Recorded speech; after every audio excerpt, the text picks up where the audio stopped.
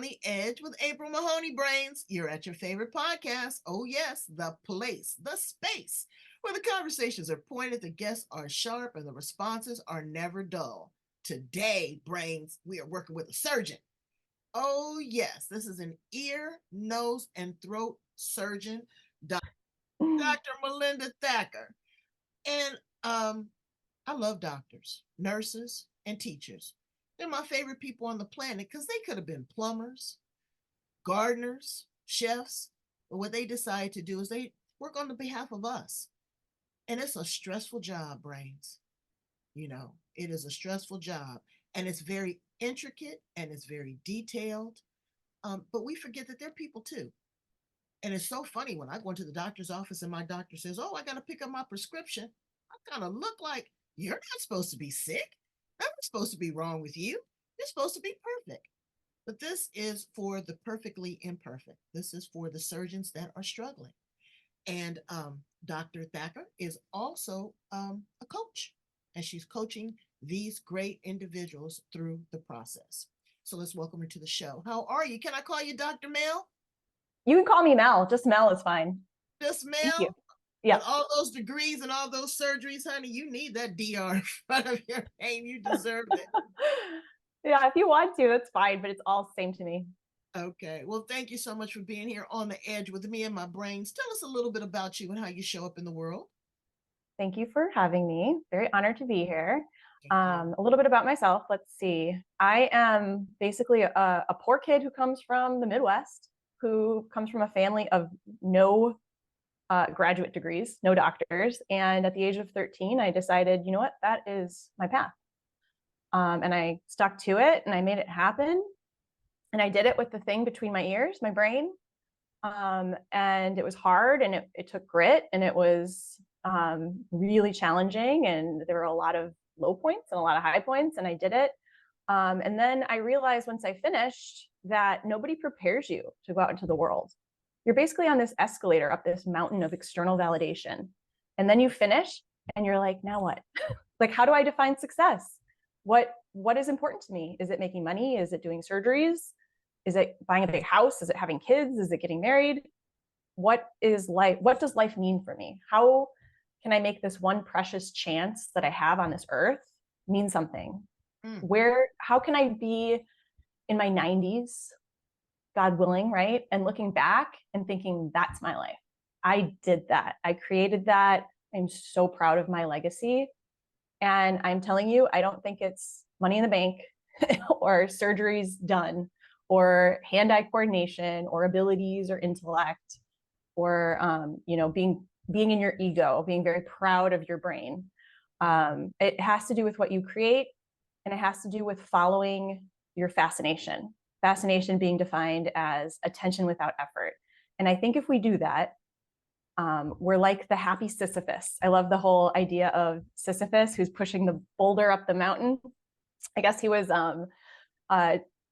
confined to that as like a punishment by the gods because he loved life so much. So he's in like this eternal hell, just pushing this boulder. But Albert Camus, the French philosopher, says we must imagine Sisyphus happy.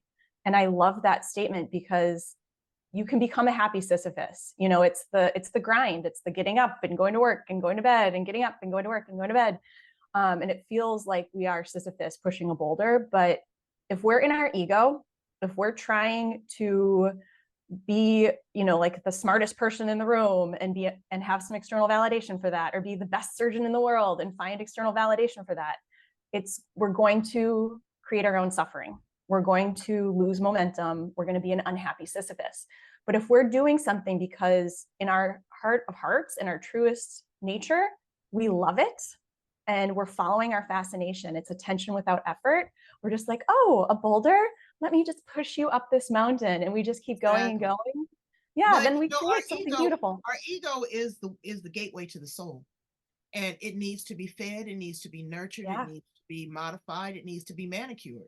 So we need to be able to control that as well as a Sisyphus. I've never heard of Sisyphus before, so I learned something today, Brains. But I too have felt like the boulder. I'm the boulder, I'm the rock, I'm just the one that's like this. I'm not being pushed, I'm just the one that's just sitting there tight within herself. And sometimes people are overwhelmed and they become mechanical animals. Mm-hmm. You know what I mean? They're just in the grind, like you said, getting up, going to work, going to, surgery after this and that. Sometimes I've been at the hospital or the doctor's office, and the doctor that comes in is just completely lifeless. Yeah. It's like, okay, here, let me tick the box, let me do this, let me do that. There's no passion, no compassion. How do they bring the life force back into it? How do they bring the joy back into what they do? Because Yes. they're critical. That's a great question. And you're right. A lot of us are dead inside. And I am not victim blaming. It is not our fault. It is purely the fault of culture. We are taught from a very young age that our abilities, our intellect, that must be celebrated. And so we get the A+, we get the degrees, we go to the Ivy League school, we get into the exclusive society, and we think that is what brings us self-worth. So we confuse our self-worth with our abilities and our intellect. And that's where we create our own suffering. Doctors identify as massive egos and animal bodies, and that's what creates suffering. The truth is, doctors are humans. Humans are social primates. Humans are pack animals. We think we're special because we have this highly sophisticated thing called a prefrontal cortex that can compute and plan for the future and problem solve. And so we get into these kind of pissing contests where we're like, if you're a medical doctor, you're like, my prefrontal cortex works better than your prefrontal cortex. Therefore, I am more worthy. Or if you're a surgeon, you're like, my hand-eye coordination is better than your hand-eye coordination. Therefore, I am more worthy. And that is all a lie. It's all BS. And it causes us suffering. When we subscribe to that, we create our own suffering. So the first step is awareness, to understand, like, you are an ego. Your ego is important, but you are not just an ego. You're not just this massive thinking brain on wheels. You are also an animal, and you have to honor that side of yourself. So it's not just honoring one piece. That is one piece of you. You have to honor the whole. And so the truth is, we are all worthy. We are all born whole, complete, perfect, and fully worthy, no matter our ability, no matter the ability to operate and fix a body part. So when we realize that, when we drop into that and just honor that, we're not just identifying an ego, we're identifying in our whole self as a social primate, an animal body with a primitive brain that is very much motivated to seek pleasure, avoid pain, and conserve energy. Okay, so we don't suppress all of those real, true animal fears that our primitive brain brings up, and a prefrontal cortex on top. So that's where we get in trouble. We identify as an ego, and then when the other parts of us start screaming at us, then we want to numb out. We're like, whoa, I don't know what that's about. Let me go, watch a bunch of Netflix or drink a bunch of alcohol or have a bunch of sex with a bunch of people and just make myself feel better. Oh, that sounds good. Sorry, doctors, but yeah, I'll have a drink, Netflix, and then have some sex. We want to like Netflix and chill. Exactly. But I get what you're saying. It's about the obsession. Yeah. I was thinking about that too, because something broke my heart. My mother's doctor, we went to see him, and he had committed, well, he didn't commit. He died by suicide. Yeah. No outlet. And I'm saying, okay, you've got access to the best. You can get the best antidepressant. But what is it that just did not allow you to break outside of yourself, your pain, your anguish, to seek help and to, resort to, suicide? And people don't think about that. Someone else was telling me veterinarians. Yeah. Others that are life givers. Yes. They have the highest rate of suicide. That makes sense to me. To me, it didn't make sense. It does. I was thinking, oh, you know what? You're able to save that little kitten, or you help that, that puppy give that dog give 14 puppies. I would think that is so much joy, but they say no. It's not mindset. And veterinarians they're the most empathetic, right? And they're going up against people who can't pay. They have a dog and so they have to decide, no, I can't give care to your animal, and watch an animal suffer and die. Or many of them just pony up the money, no pun intended. But so it's like, it makes total sense to me, because when we're in that external validation area where we're like, we're just going up the mountain, going to get our degree, and then we finish, you become the veterinarian, you become the surgeon. Now you are just a human with a really hard job. And your job is full of a bunch of bureaucratic bullshit. Excuse me, can I swear? I'm sorry. Yes, that's fine. I mean, because it is. It Yeah. is. You're going against the grain, and then you have the patient, you have the hospital, you've got the rules and regulations, you've got the insurance companies. Everybody's on your back, and they think because you pull out in a Mercedes or you pull up to a 2,800 square foot home that life is good. But no, you're still a prisoner in that. Yeah. So let's go to the solution seeker. How do they regain joy, passion, and excitement for the work that they do, or even just to level out, just to find some solace and some peace? Yeah, that's an excellent question. I mean, the first step is awareness, to understand what's happening, because when you're in the fog of it and you don't know why you feel so awful, you don't know why you're suffering, that unknowing, not knowing the answer, that's when I think we resort to extreme measures. There's 300 to 400 physician suicides a year, where we don't want to show weakness on top of it. We don't want to be stigmatized. We don't want to have our entire life's work taken away because we're having a moment of weakness. And so we resort to the worst thing we could possibly do and take our own lives. So the answer to that is to have awareness, understand and honor ourselves as humans who are allowed to make mistakes. I mean, I am here with you. I have the most crippling social anxiety. Okay. And I am like taking action despite fear. I am sitting here with you. There's all of your listenership is listening to my words. That is terrifying to part of me. And I honor that and I let it come up and I'm like, I love it. I'm like, I love you. I love you. And they love you and I love you too. So it's loving ourselves, loving those parts of ourselves that we want to suppress and push down. It's the whole idea of a beach ball underwater. You keep pushing and pushing and pushing, it's going to pop up. So you let the dark side come up and you look at it. And that should be done with a very trusted individual. It can be a therapist, it can be a coach, whoever you can get. It can be a friend. I mean, start somewhere. Be witnessed in your truth and be honest with yourself. Really speak what your brain, and then look at your brain. What is in there? What kind of thoughts are you thinking? Because it's our thoughts that create our feelings. What kind of feelings do you have in your body? Our feelings drive our actions produce our results. And if we don't like our results, we have to look at our thoughts. And our thoughts are just choices. And so we can always change them. And that's what a coach is. I'm a thought partner, so I have multiple tools to help my surgeons drop back into their bodies, because we're very disconnected. We're taught to ignore our bodies. You have to pee, too bad, keep operating. You need to eat, too bad, go see the patient in the ER, in the trauma bay. Right. So it's reconnecting with your body and listening in. Our bodies are so smart. Our bodies process 11 million bits of information per second. Our brains process like 40. And so when we drop back into our body, we get those whispers of intuition.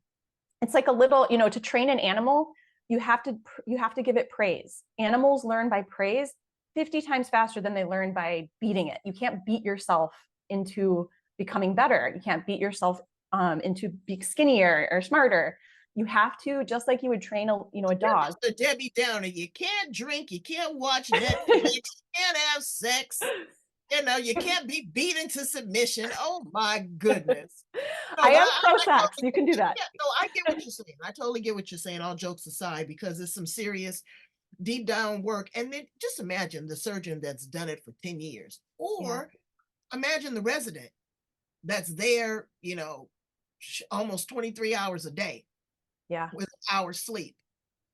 And you look at your success, and I don't want to call them failures, because medicine is not a perfect science. It is not. That's why they say you're practicing medicine and you do the very best you can. And I tell people all the time, I've got a friend right now that went all off on the doctor. And I said, you know what?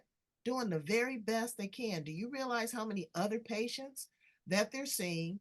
It's not that they don't care, but they're a little disconnected too. They have a life. Maybe they're sick.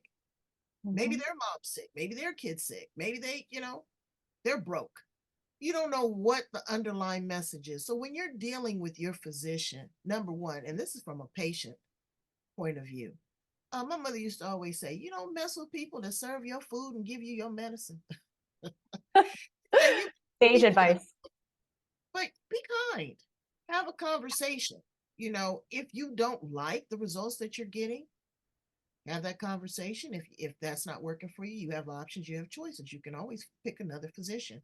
If you are a physician that's struggling, again, like Mel says, step back, take a deep breath, you know, look at the forest, beyond the trees, look at the endless possibilities.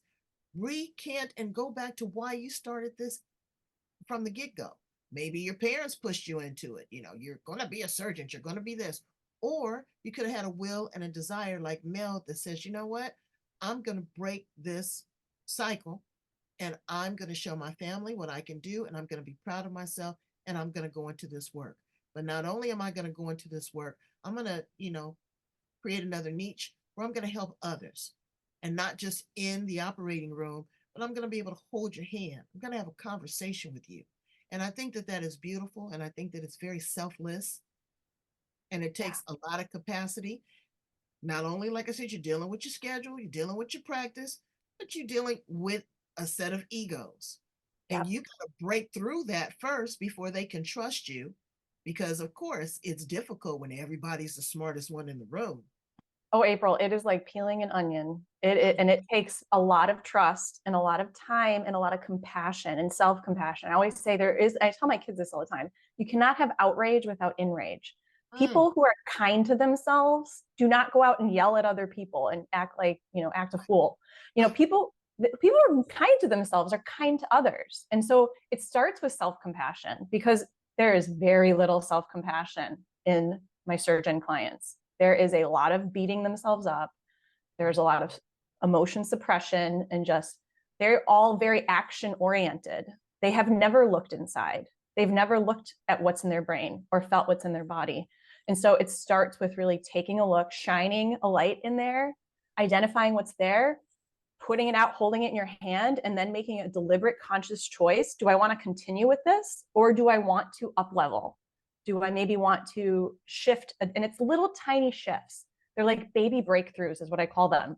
Like little aha moments, as Oprah would say, that just kind of steer you. You steer a ship a couple of degrees, you're going to end up in a completely different location, years down the line, months down the line.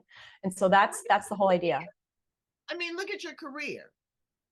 Do you still want to be in the operating room? Maybe you want to teach. Maybe you want to coach. Maybe you want to take a sabbatical.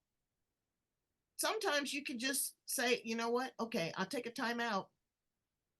And that's the best thing that you can do for yourself as well as your patients. You Yes. can't service anybody if you are a mess, and again, the support that you have is difficult because everybody's racing against the clock. You've got Yeah. the hospital, you've got the insurance, you've got the patient, why. Everybody's in your ear. And nurses, you're working with surgeons, but nurses, they take the brunt of it. You're right. They take the brunt of it. No disrespect to doctors, but the nurse administers the medication. She's watching the machines and the equipment, the amount of technology that's in there now, artificial intelligence, robotic surgeries. Being accountable for all of this, is a lot going on in the medical industry, brain. So try to be your advocate and try to be kind. So let's ask some fun questions of you, Dr. Mel. Sure. If you were not a surgeon, what else would you like to be? What else have you thought about? I'm realizing in my heart of hearts, I'm a coach. Like, I love coaching. It is so rewarding. Watching my clients just completely transform their lives is the most, like, it just makes my heart burst. It is, it's my most proud moment. And I don't make this pad my ego. I don't take credit.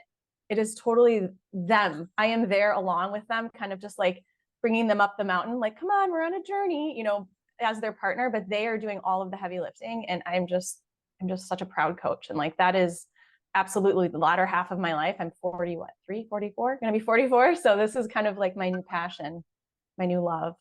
Okay. Brings me joy. So you're the mother of two. Yep. How are you coaching them? That's a Oh, different, that's a whole different team.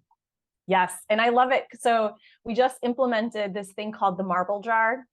So in my house, and this is like I a little like my token. swear jar. I'm telling you, it's going on over here.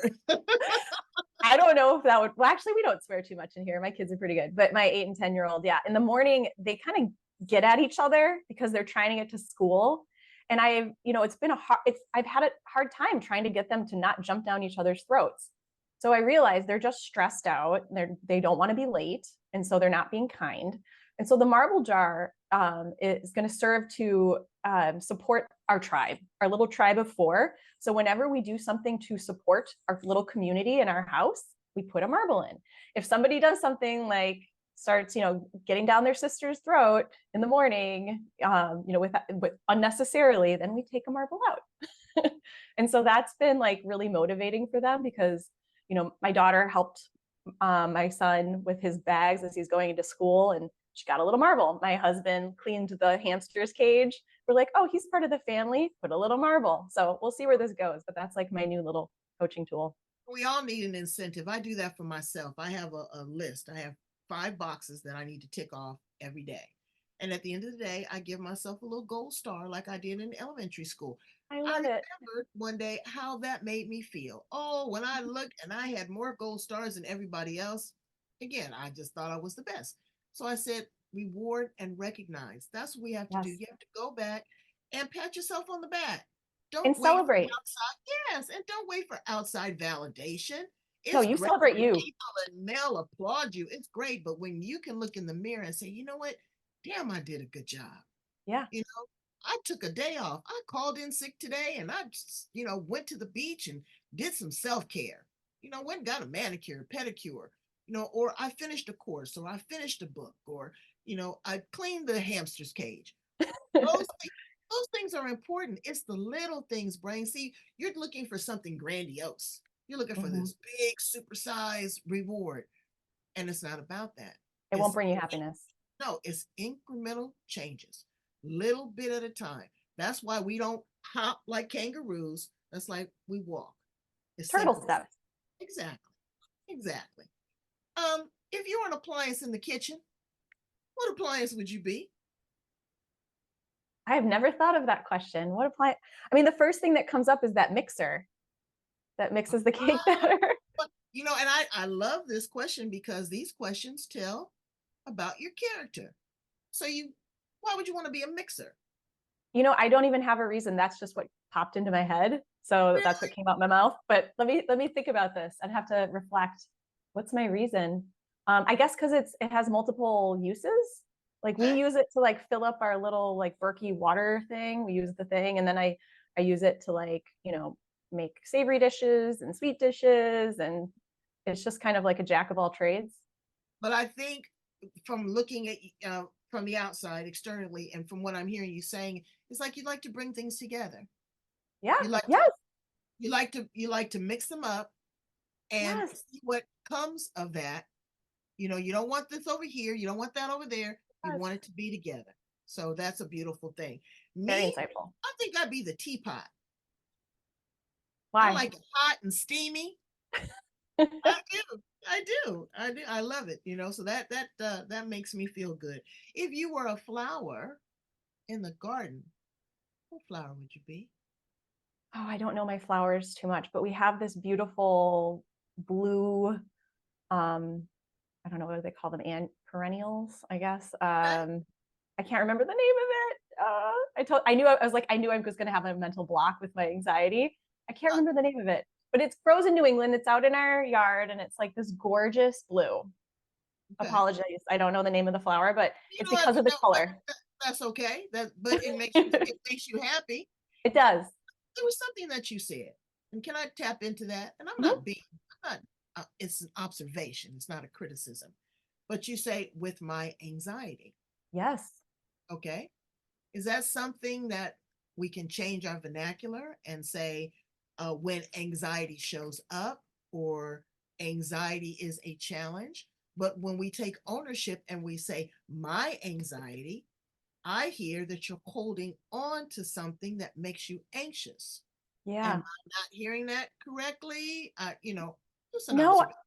Yeah, I know. I think that's a beautiful observation. That's excellent noticing. I kind of like to think of emotions as mine because then I own them. Like instead of saying like, oh, we shame ourselves. Shame is a big piece of medical culture. And instead of, feeling shame and being shamed, if you think this is my shame, now you own it. Now you hold it in your hands and you can do what you want with it. You can put it in the back seat. It doesn't have to drive the bus. You can put it over here. It's different than saying like, you don't exist, I'm gonna ignore you, I'm not gonna look at you. It's like, I look at you, I see you, and I own you. You're mine, and I love you, and you're part of the human experience. And I am totally okay with that. You wanna feel as big as you want, because I'm as open as the sky, spread out with all your big feelings. And it's just beautiful. So it's one of those things where you're leaning into those dark emotions unapologetically, without fear, just open arms and with compassion. And again, like you said, I wanted to hear your answer to that because ownership is key. It's Yeah, like excuses. I can't right. deposit those, so I don't accept them. Exactly.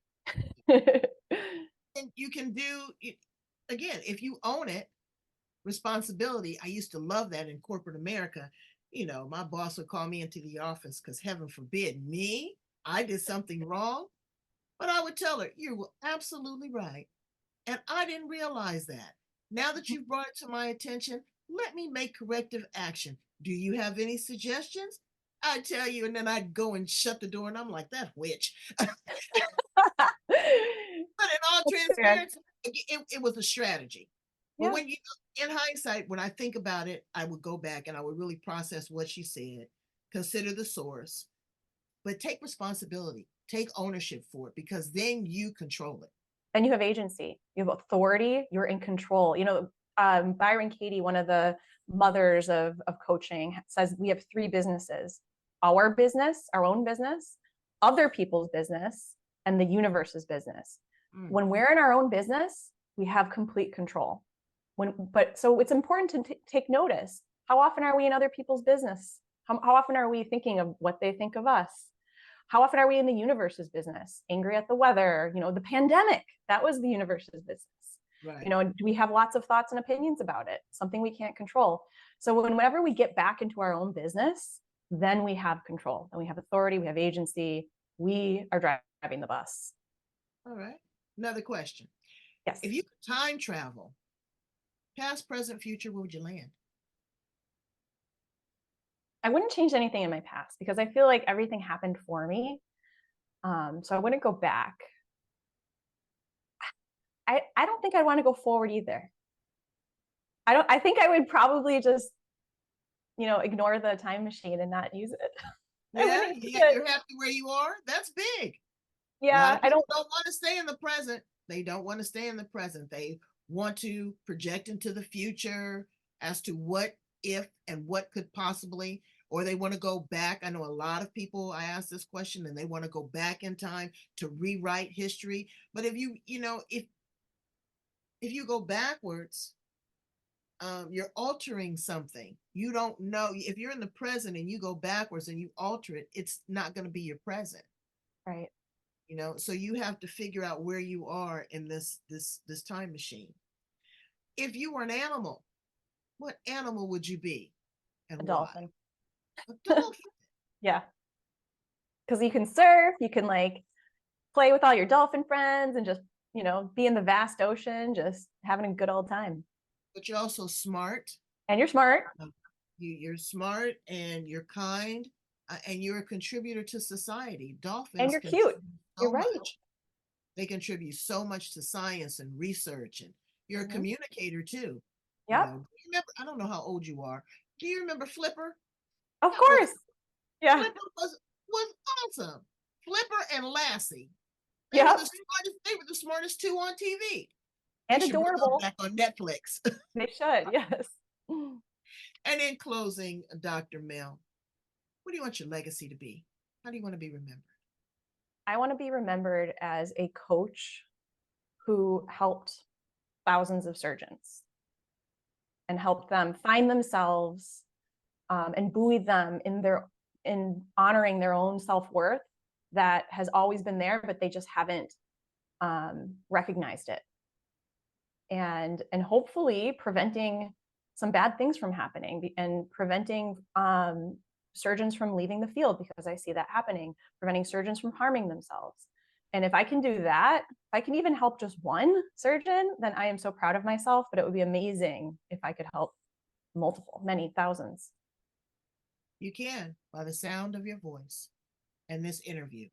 Brains, I need you to go in, love, like, and share and subscribe. I forgot to ask how to get in contact with you, Dr. Mel. Yes, I am on Instagram. That's probably the most active social media thing for me. So I'm at the_surgeon_coach, or you can go to my website, which is www.melthackercoaching.com. melthackercoaching.com. Did you hear that, Brains? Go in, check it out. If you're not a surgeon, if you maybe a nurse practitioner, if you're in this realm, maybe you can get some tips and tricks to help your coworker that is a surgeon. Maybe you can work with Dr. Mel to branch off and be a conduit or a vessel of information to help others in the medical field that are struggling. I know I've got some great nurse coaches there, some nurse practitioners. All of them have different responsibilities. They have different roles, but the one great common denominator is that they're all a human being. And they all need to be loved. Thank you so much, Dr. Mel, for being here with me on the edge. Continue to do the great work that you do, because the ears, nose, and throat need you. Thank you. Thank you for All right. having me. All right, Brains. Have a good day.